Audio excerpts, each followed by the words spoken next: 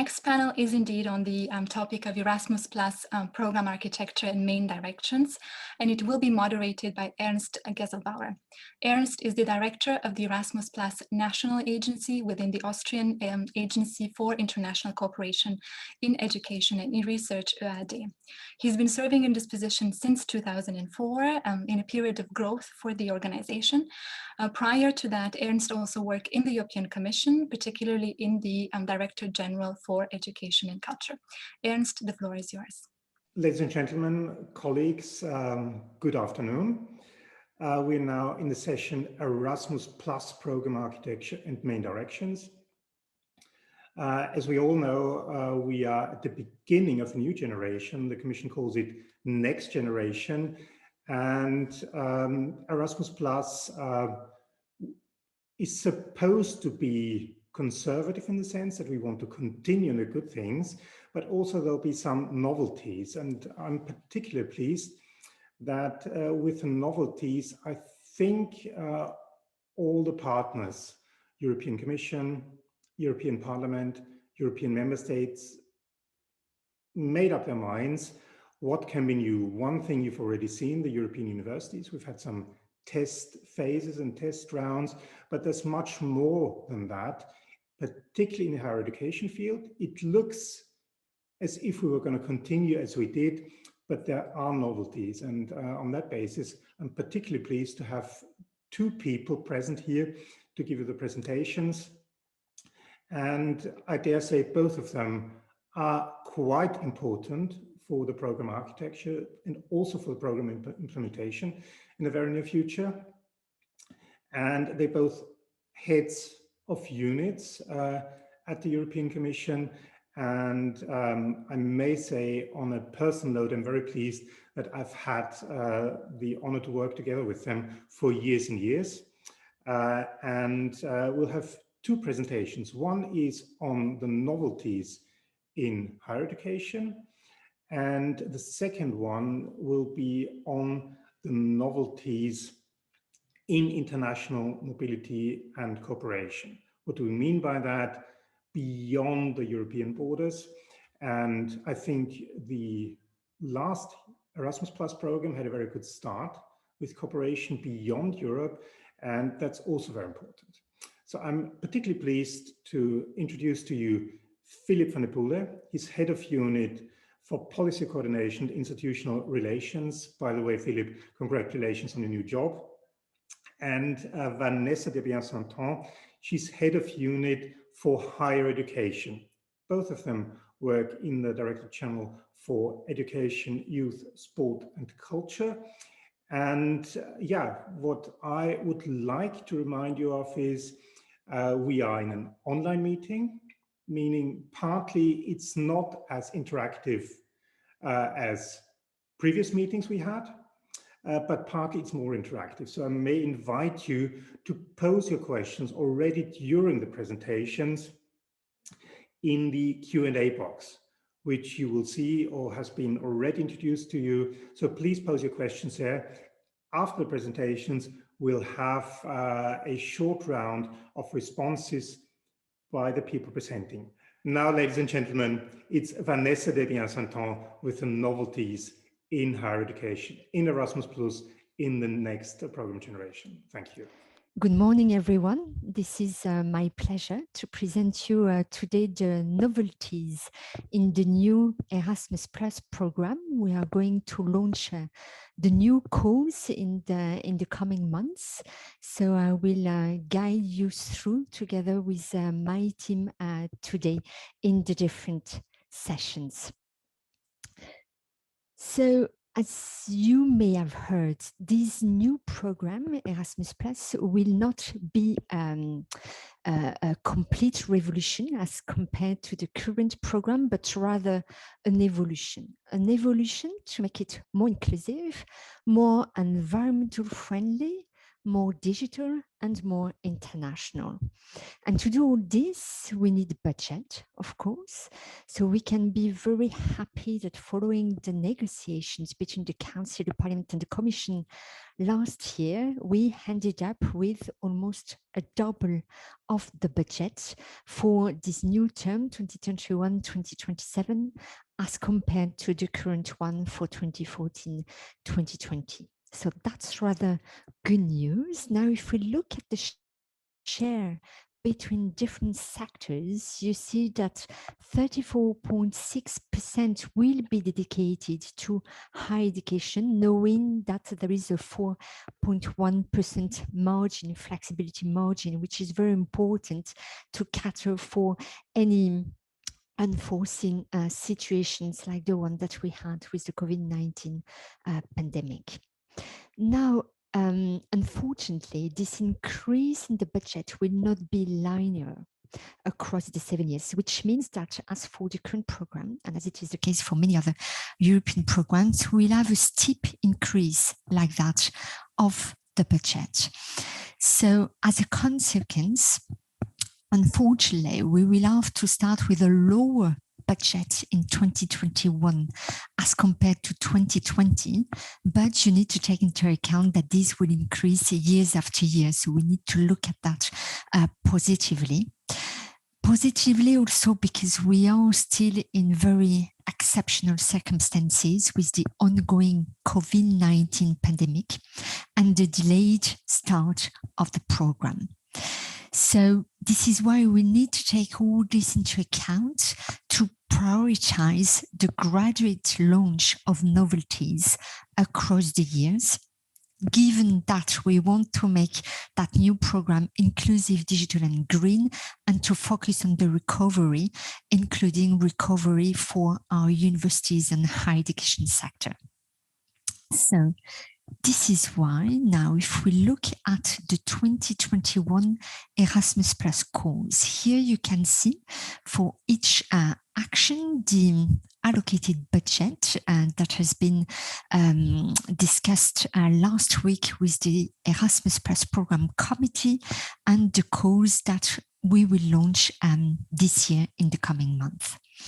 So you see the dedicated budget to the mobility for higher education students and staff, which is slightly reduced by 20% as compared to last year, but knowing that many universities and higher education institutions still have unspent budget for the 2020 course, so we expect that it should not be too much of a problem. And for the cooperation partnerships, on the other hand, here we see an increase of about 15% at European level as compared to last year. Now we are in 2021 in an exceptional year as much as last year. So this is why we'll give the flexibility to universities for a certain amount of flexibility for transferring budget between decentralized Key Action 1 and Key Action 2 projects. Now, the Alliances for Innovation will continue to receive the same amount of budget as compared to last year. When it comes to the forward-looking cooperation projects and the European universities, we will launch a new course as from next year. So you will not see any course this year. When it comes to the European universities, we are only this year at the midterm of the first alliances. So we need to take that into account in the preparation for the next course and the next funding period to ensure sustainability of this flagship initiative for the Erasmus Plus program. Now, very important call following the adoption of the Rome-Bologna communique last year on 19th of November. A new call will be launched in the coming month to support the countries together with their higher education institutions in implementing the key commitments from the Rome-Bologna communique.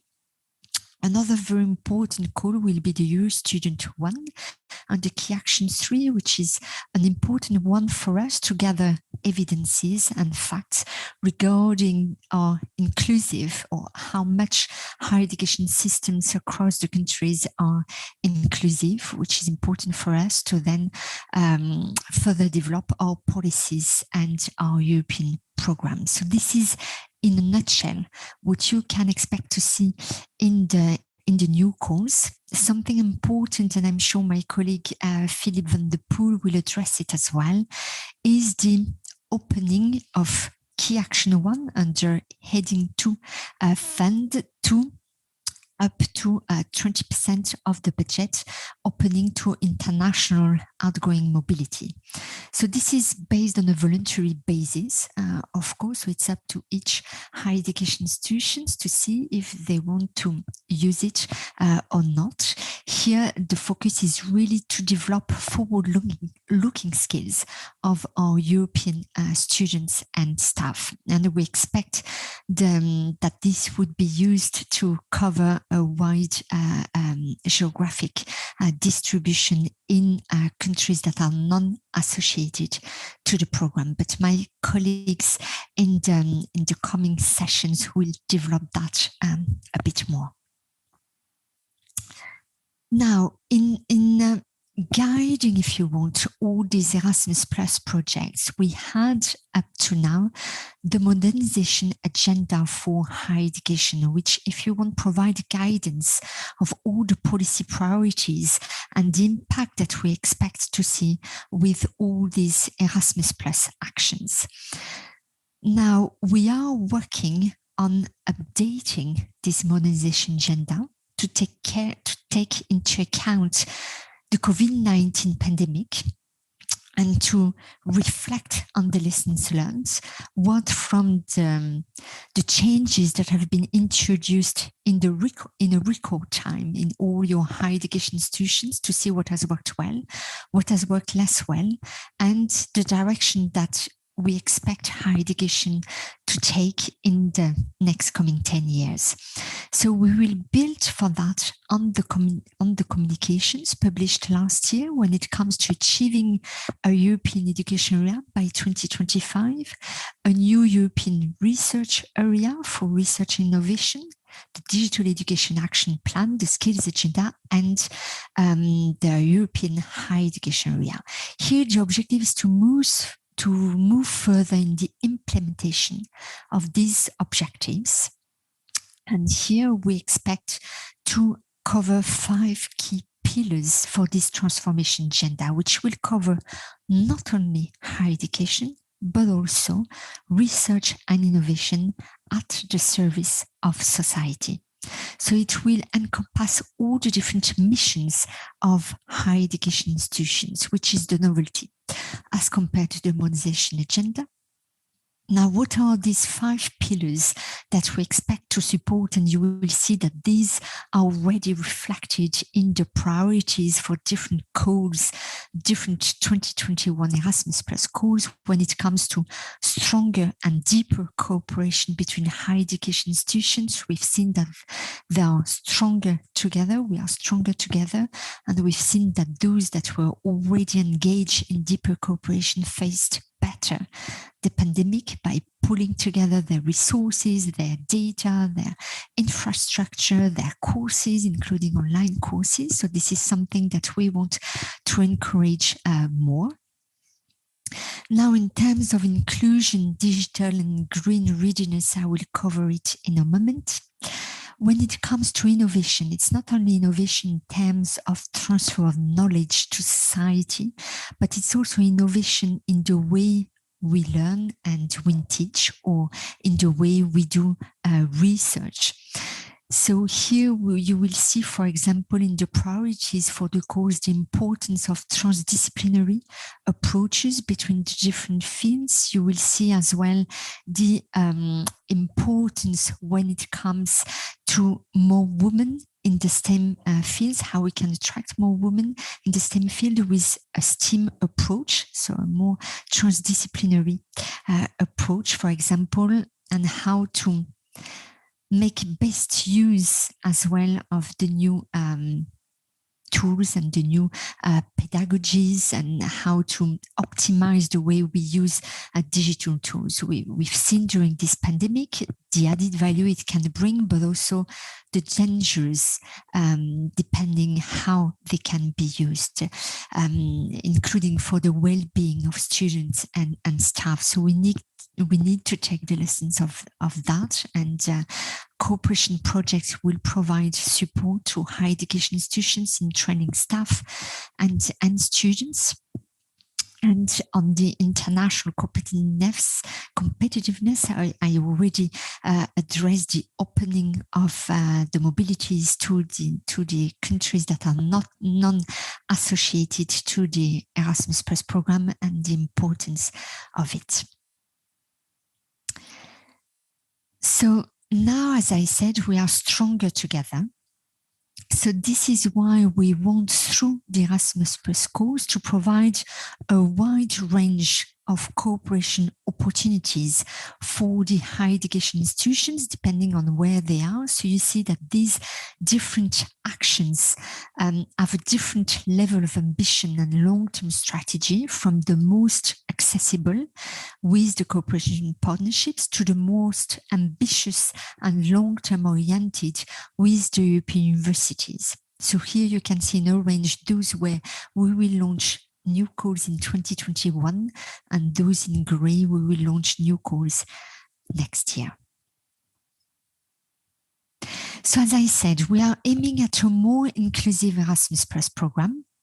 You can see that this is already reflected in the new Charter for Higher Education, to which more than 4,800 higher education institutions applied for and have been rewarded with this charter, which is the passport and the driving license to enter and to access the Erasmus Plus program. We will ask all institutions to develop an inclusion diversity strategy. And in support of this inclusion diversity strategy, we will, and this is a novelty with this program, we will, on top of the classical mobility formats, as you know them, we will add, to complement that, new flexible mobilities with blended mobility and blended intensive programs, which should be automatically recognized as much as the other forms of mobility. And that is very important for the students to know before they go abroad, how their different ECTS that they will gain can be automatically recognized and taken into account in their curriculum and in their degree. To make Erasmus Plus more accessible and more inclusive as well, we have revised the grant system to make it fairer and more inclusive. And you will see a 15% increase in the various grant levels and a simplification when it comes to the top-ups for fewer opportunities and top-ups for traineeships to make it as inclusive as possible. The European Student Card Initiative, I'll come back to that in a moment, will be instrumental in simplifying the access of students to the program and making it simpler to administrate for the higher education institutions as well. We are working as well on an improved online language support to make best use of the new technologies like chat box and virtual reality when it comes to learning new languages. And you will see as well in the course that we will publish more visibility for doctoral candidates' mobility. It was already possible with the current program, but not visible enough. So here you will see it's more visible, and we are expanding as well the different mobility formats for them, no matter what their status is in their higher education institutions.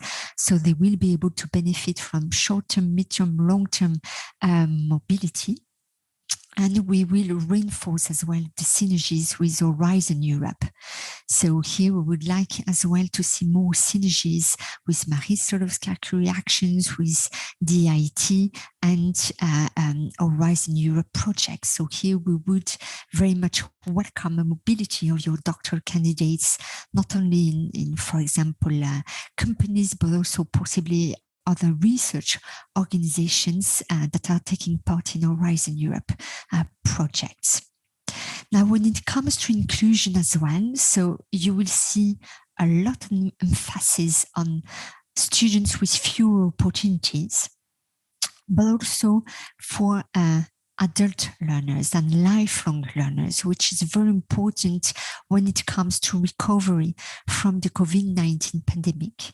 It's very important to offer the possibility to the European workforce to upskill and to reskill, and we believe higher education has a key role in helping that.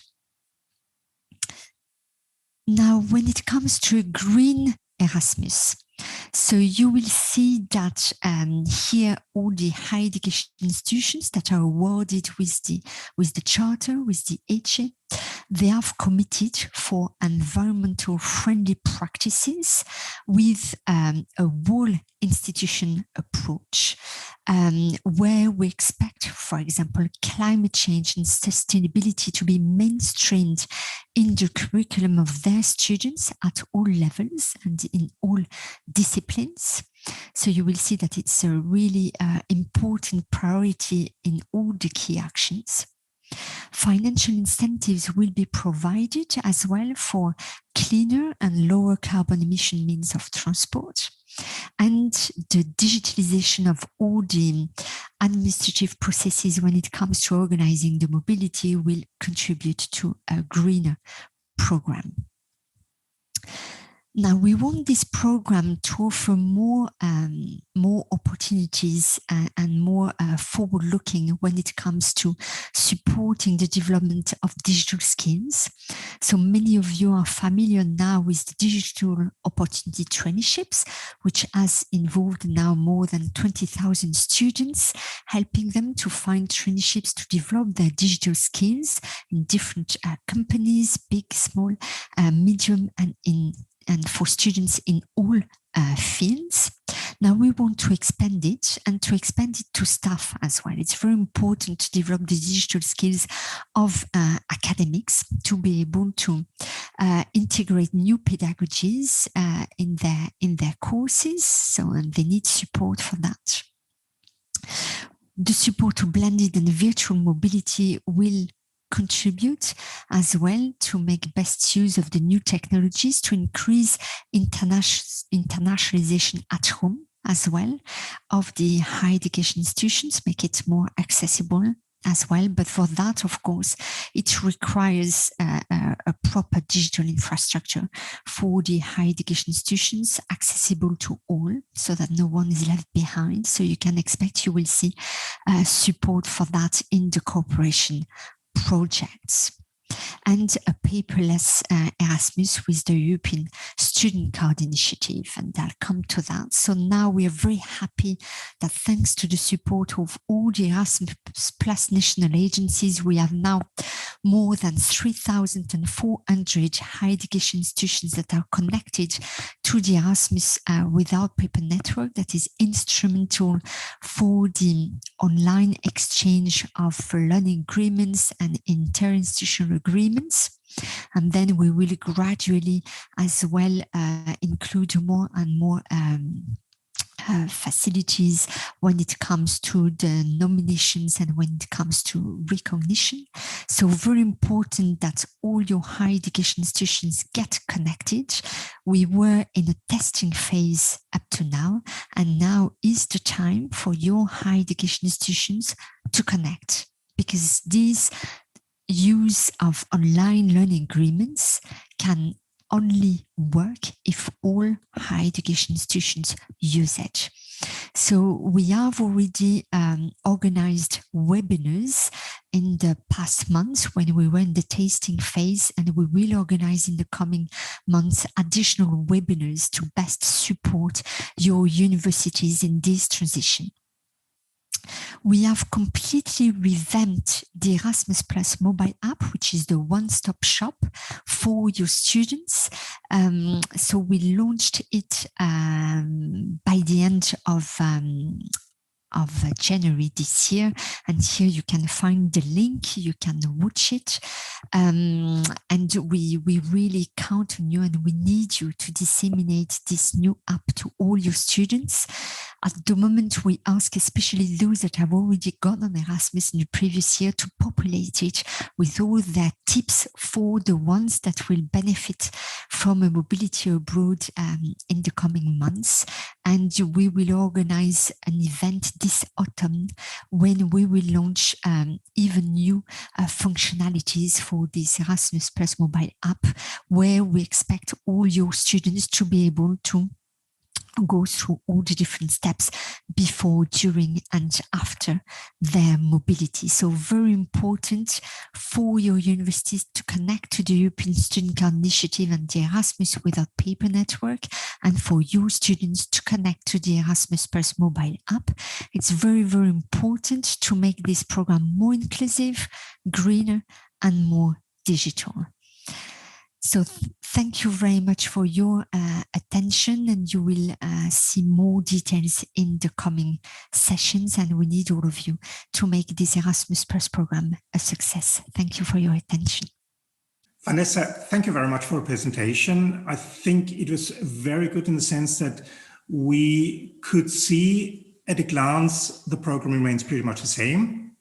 With a closer look, we can see the differences. Particularly when we look at the new modes of mobility we're going to get into with the smaller programs. And yeah, I expect lots of questions from you. Again, reminder, there's a Q&A box. Please ask your questions there. And now it's my pleasure to introduce to you Filip van Depoele. Filip, you as head of unit, you're going to give us an insight into the international dimension of higher education in Erasmus+.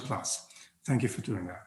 Good afternoon, everybody. I'm Filip van Depoele. I'm since a few weeks heading the International Cooperation Unit in DG EAC, and I'm really delighted to be here today with you to really quickly take you through the novelties when it comes to the international dimension of Erasmus+. But maybe before starting first at the new program, at the next program, let us look a bit at how we did over the last 7 years. You know, there was a big revolution 7 years ago when we have been merging 7 existing programs into a single Erasmus Plus program, with at that time already a strong international component. And you can see the main results on this slide, just to pick one number. In total, we have been able to make more than 270,000 students and staff members mobile between what we call the program countries on the one hand and the program and the partner countries at the other hand. So in both directions, so I think it's already quite a big achievement. But I think we should focus on what is now going to happen over the next 7 years. And there, I think we can start off with some good news, in the sense that we'll even be able to strengthen the international dimension further. We need to have an international dimension in order to contribute to, on the one hand, the geopolitical dimension of the European education area, but also on the other hand to support the implementation of the objectives when it comes to development cooperation. So that's why when we look at the funding streams, you'll also see that there will be 2 separate funding streams in order to finance the international dimension of the new program. On the one hand, we'll be using a part of the main funding of Erasmus+. So you know that Erasmus Plus will be getting around 26.2 billion euros, which is a big increase from heading 2. So part of this budget will already be devoted to the international activities. But on top, there will be a dedicated budget of almost 2.2 billion in additional funding coming from what we call heading 6, which is the development cooperation heading. And there are 2 financial instruments contributing. The first one is IPA 3, which is basically dealing with accession countries and candidate countries. So in our case, it will be the Western Balkan countries, for which we hope to get around 400 million of dedicated financial support. And on top of it, there will be around 1.8 billion euros coming from the new NENDICI program. So that deals with the neighborhood development and international cooperation, which deals with all the other countries which are not, as I said, acceding countries or candidate countries. I must admit that the negotiations on the IPA instruments are still ongoing. So discussion with Parliament and Council have not been finalized yet. So this means that we cannot start implementing that part of the budget as of 2021. It also means that the final architecture as to what will be funded, to what extent it will be funded, and how the regions will be designed is still ongoing. The discussions have not finalized. We hope to have clarity by mid of this year. But this means, and I think it's indicated on this slide, this means that we will be able to implement some of the activities as of 2021. Some other activities, the ones who are mainly funded through heading 6, will come on stream in 2022. But this gives a bit of this slide gives a bit of an overview of what we have in store for the entire 7-year period.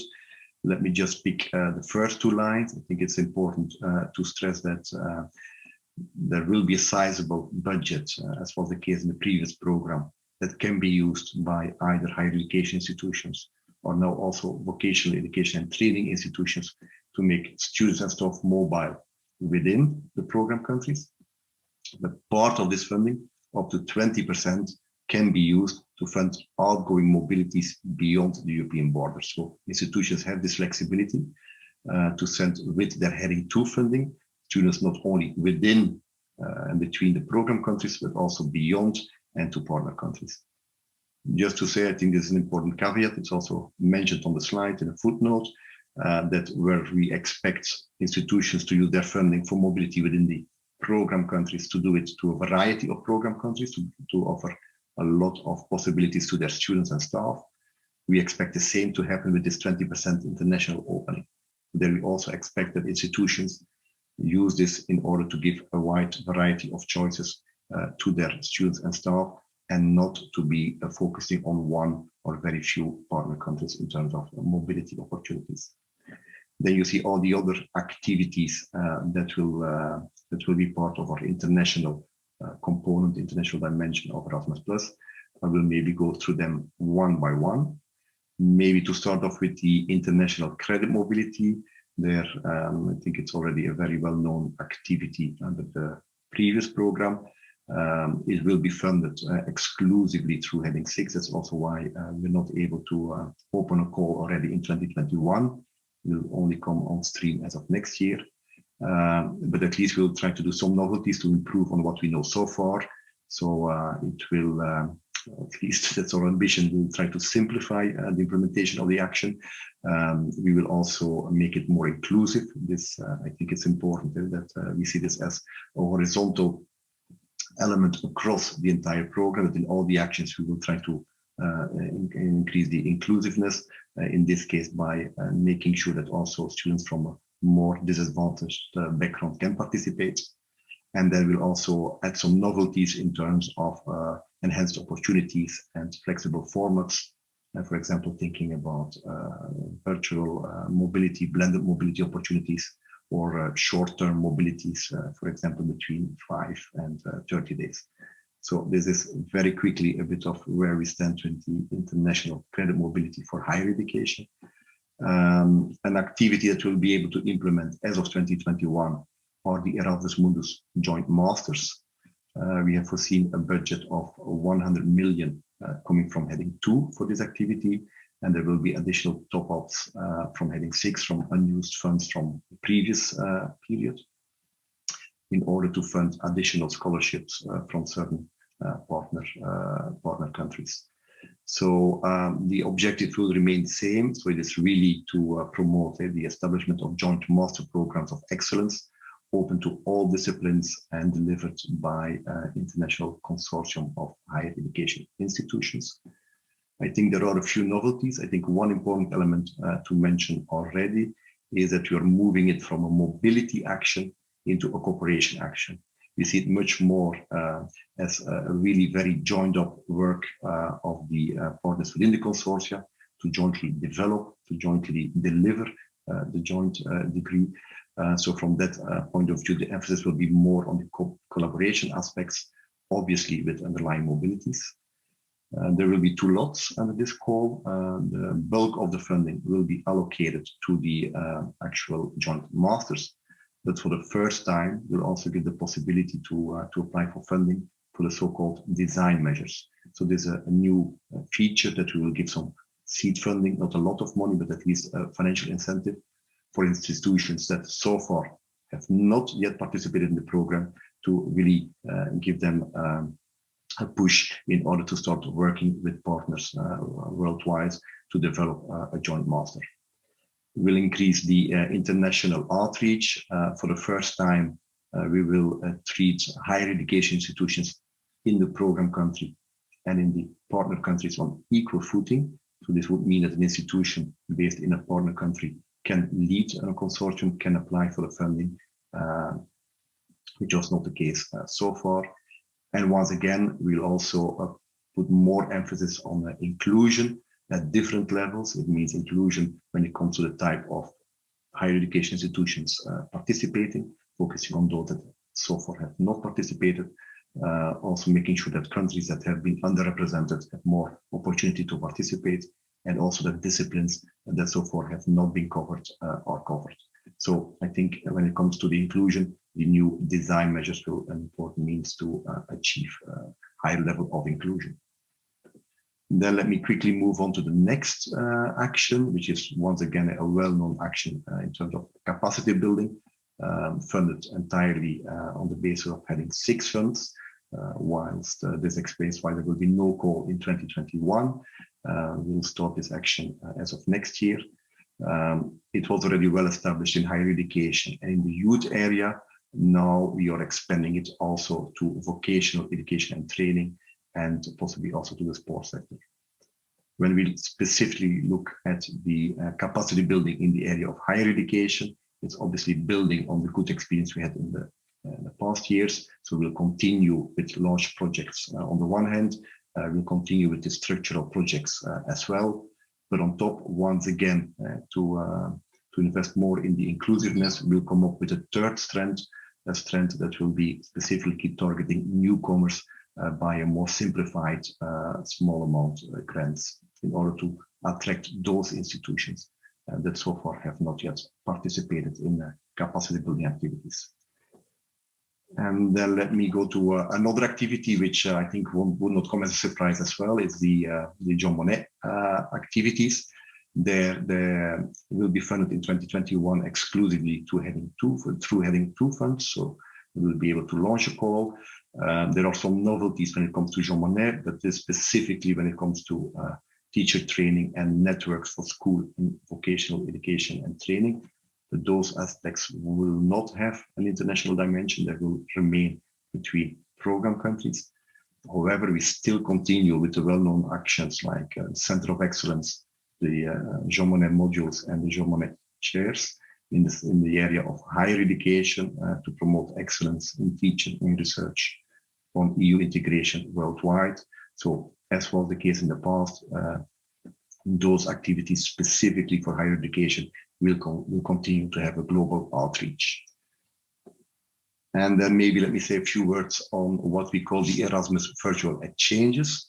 It's an activity that started only a few years ago in the sense that the aim was really to increase the intercultural awareness of young people on the one hand in the program countries with young people in the Southern Mediterranean on the other hand.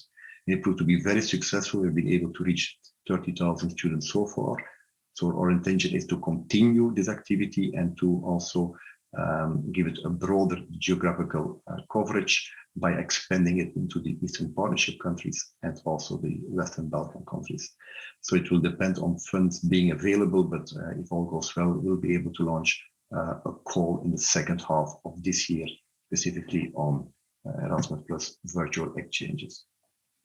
And then maybe to close off, let me say 2 words on the Alumni Associations. You know that our alumni are our strongest ambassadors that we can have. So we'll continue to support the various alumni network that we have so far. We'll try to increase the funding a little bit so to allow them to set up more local activities. These activities will continue. And then really to close off, a very last word on a Study in Europe project. So far it has been successful. We are now in the 3rd phase of the project, which is starting as we speak and will run till 2023. So the aim continues to strengthen the profile of the entire range of higher education institutions on the world stage.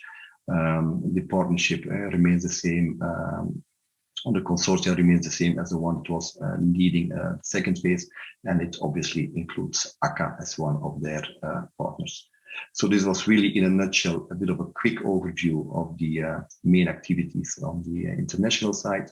Know that tomorrow there will be a session where we can go more in detail, but I'm still available to try to respond to any question you might have. Thank you so much. Thank you, Filip, for giving us this look at the future. What we do realize is, and I say that also from a perspective of an A director, what we do regret a little bit is that international mobility doesn't start straight away. Then again, we've also heard that there's a little bit of international mobility possible.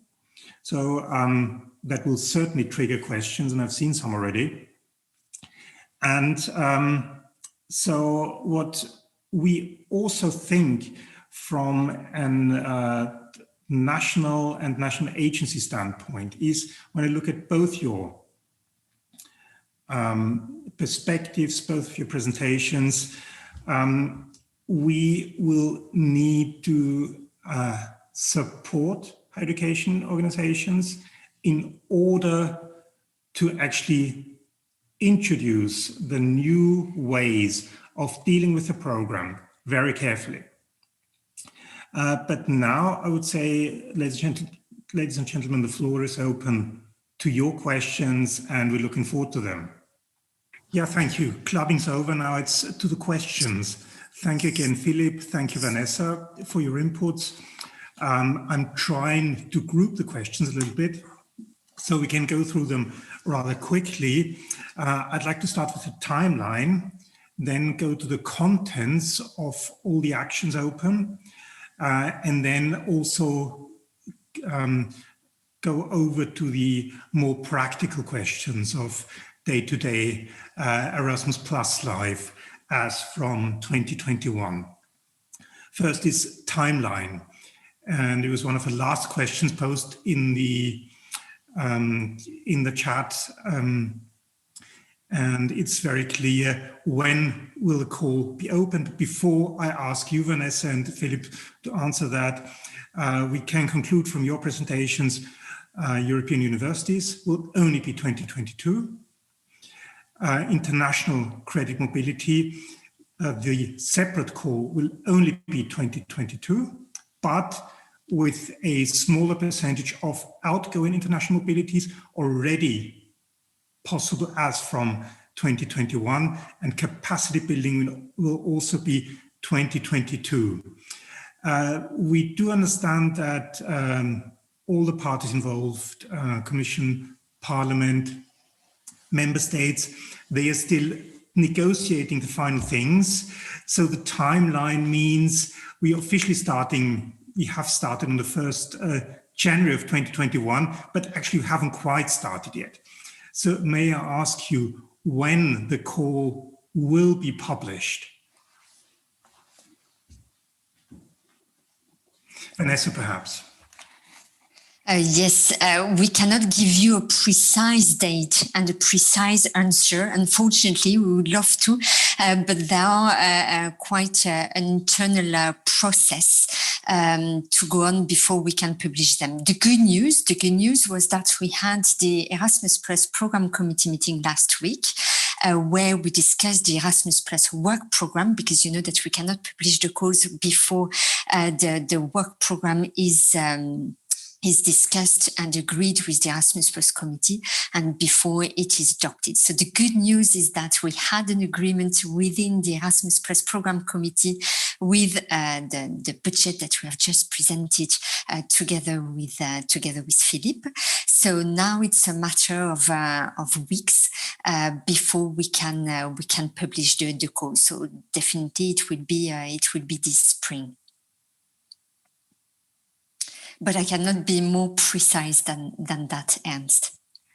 No, thank you, Vanessa, that's fine. We know about all the difficulties in this political process, but I think what we can exclude is that mobilities will be able to start before summer 2021. That we can exclude. That we can exclude, indeed, you are right, Ernst, because indeed by the time we launch the calls, then all the applicants need time before they can apply, and then there is time to process the applications. Now you will see that we have made quite an effort to simplify the applications and the application process, so which means that we'll be able to really reduce the timeline as much as possible, so that when it comes to higher education, the first mobilities can start with the first semester of the academic year. Well, that's a collective objective that we have together with the Erasmus Plus national agencies, and we are very, very thankful with the Erasmus Plus national agencies. Actually, it's a full week of discussions. Actually, this week we had a series of sessions with our colleagues at the Erasmus Plus national agencies to already present what is coming in the course, because they have not seen the program guide either. So I must say we are all day after day progressing together, and it will be a real collective effort, I would say, with the Erasmus Plus agencies to reduce all the time between all the different steps, to provide as much as possible that support from the next academic year, which starts in this autumn, as from September, depending of the country. So that's really our objective. Okay, very good. But since that question was also posed, the student year 2021-2022, that is pretty much secured. I know you can't be 100% sure, but we can say yes, that it's pretty much going to happen for winter semester 2021. Yes, absolutely. Yeah. So the idea, sorry if I was not clear, but this is what I meant before, is that the mobilities can start as from hopefully September this year. So basically as from the first semester of the academic year 2021-2022.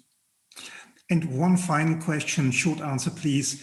The higher education area Bologna call, when will that be out? Will that be later, or will that be before summer as well?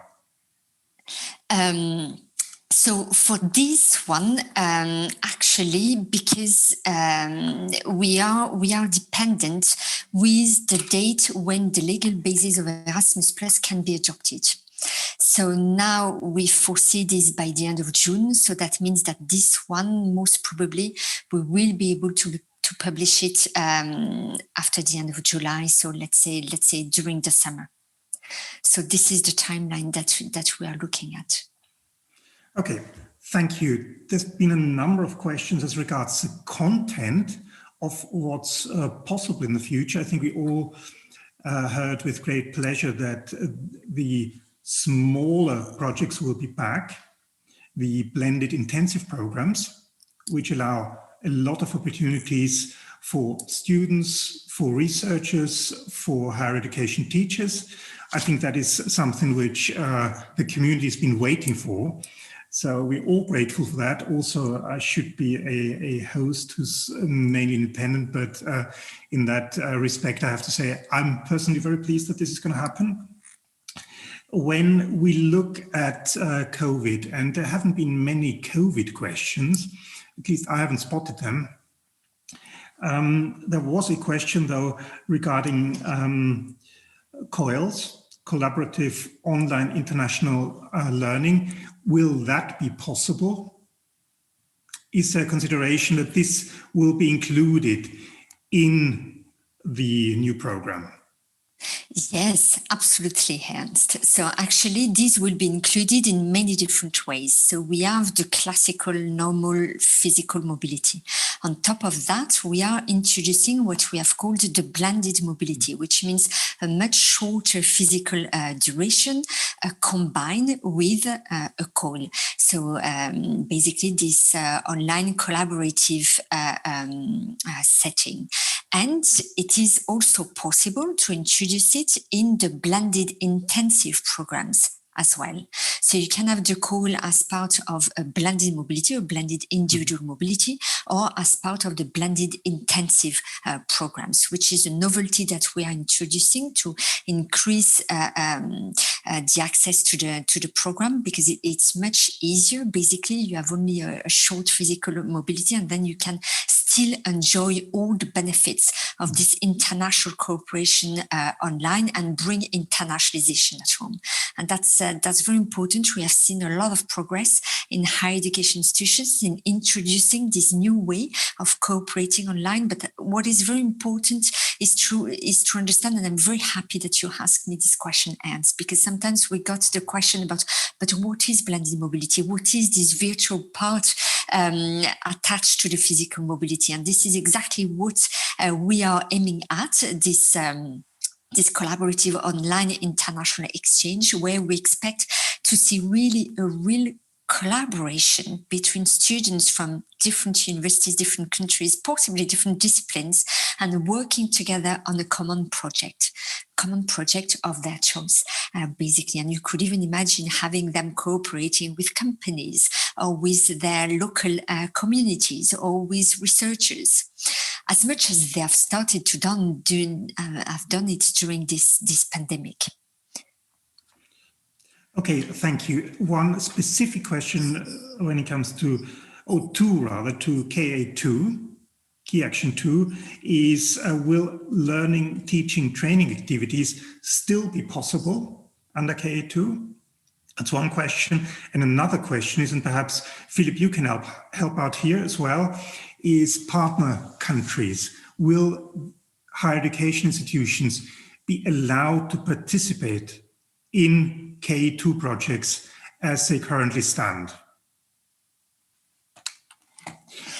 Maybe I will take the first question, and then Filip, you take the second one. So when it comes to support to teachers, absolutely, we will continue. So teachers are absolutely key. So staff mobility will continue under Key Action 1, and under Key Action 2, they can use the opportunity of all the cooperation project to develop training as well and development for staff, especially when it comes to integrating digital opportunities and new innovative pedagogies in their curriculum, which is absolutely key. And we have, together with school education, this objective to develop teachers' academies, which is a very important objective when it comes to developing the training of teachers.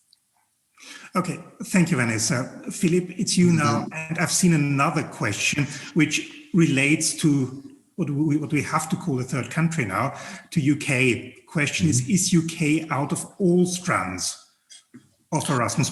I think that is news that are surprising to some of us. Okay, fine.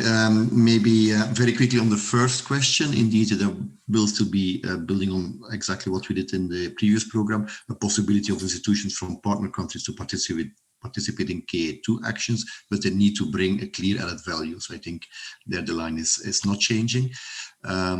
Obviously, a very important issue is the whole issue of the UK. Maybe just to start off by saying that the Commission did offer full association to the Erasmus Plus program to the UK.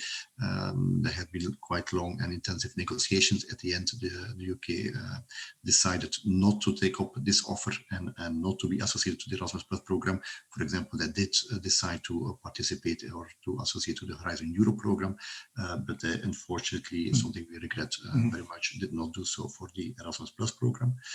What does it mean? Obviously, there are a number of activities, a number of actions that are open to any institution anywhere in the world. Let me give the example of Jean Monnet. Obviously, it can be institutions based in New Zealand, in Canada, China, or Nigeria. So obviously also in the UK, firstly. Secondly, also when it comes to joint degrees, which is the excellence action with international outreach, there as well, any institution based in the UK would now be able to apply and lead a consortia for a joint degree, for a joint master. So that's fine as well. However, we need to realize that, okay, the decision of the UK not to associate to Erasmus Plus has consequences, and this will be felt. Maybe just one important point is to stress that any activity that has been started by the previous program, that has been funded by the previous budget, will continue in full till the end of the action. So still mobility activities with 2019-2020 budget, cooperation projects which are ongoing, they can fully continue as if nothing would have happened till the end of the project concerned. Thank you.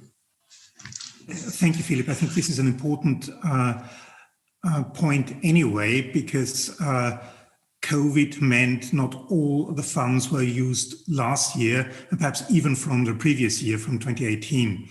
So there are opportunities open still for summer 2021, dating back to funding schemes from 2019, 2020, perhaps even 2018. So I think that's important to everybody. There have been two questions as regards to timeline and calls again. We only have 3 minutes left. So please, yes or no's. Knowledge alliances, will there be a call in 2021? Yes. Okay, and Erasmus Mundus joint master degrees, Filip, that's you? Yes. Okay, perfect, thank you. We've had some questions as regards the Erasmus Plus app. Seeing we're running short of time, and I'm still grateful for the organizers to allow for 15 minutes more than we initially planned. I would refer you to everything that Vanessa you've said before, and also the link to the starting event for the Erasmus student card.